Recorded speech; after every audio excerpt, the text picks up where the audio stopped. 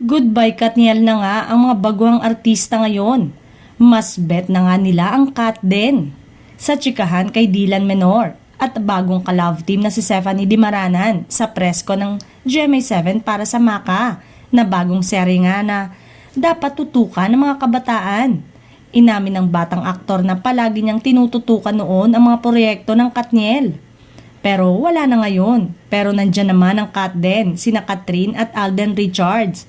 Siyempre, suportado naman natin sila. Bagong movie nila ang Hello Love Again. At sila na rin ang peg namin ni Stephanie, chika ni Dylan. Gaano na ba katagal magkakilala sina Dylan at Stephanie? I only met her during audition dito lang talaga sa set ng Maka. I think that was around May or June. A few months ago lang. I met her sa second audition ko. Kami ang nag-pair agad. No expectation talaga na magiging kami ang love team or partner. Ang ginawa ko lang noon, binigay ko ang best ko. Pinakita ko lang ang talent na meron ako. Nagkaroon kasi kami ng romance scene agad sa audition at nagustuhan naman ni na Direk at kami na ang pinag-pair, pahayag ni Dylan. Aminado naman si Dylan na kinikilig talaga siya kay Stephanie lalo na noong gumawa sila ng TikTok content.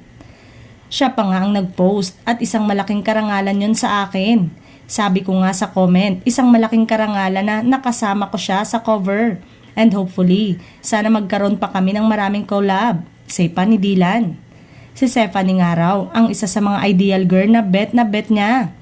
Lahat daw ng katangian ng isang babae na gusto niya ay taglay-taglay ni Stephanie. Pasok talaga lahat, personality, traits niya. Very talented pa, so ideal girl talaga siya. Pero no naman, hindi naman nagmamadali. Happy kami kung ano lang ang meron ngayon, sabi pa ni Dylan. Pero sa totoo lang, ang lakas din magpakilig ni Dylan at Stephanie.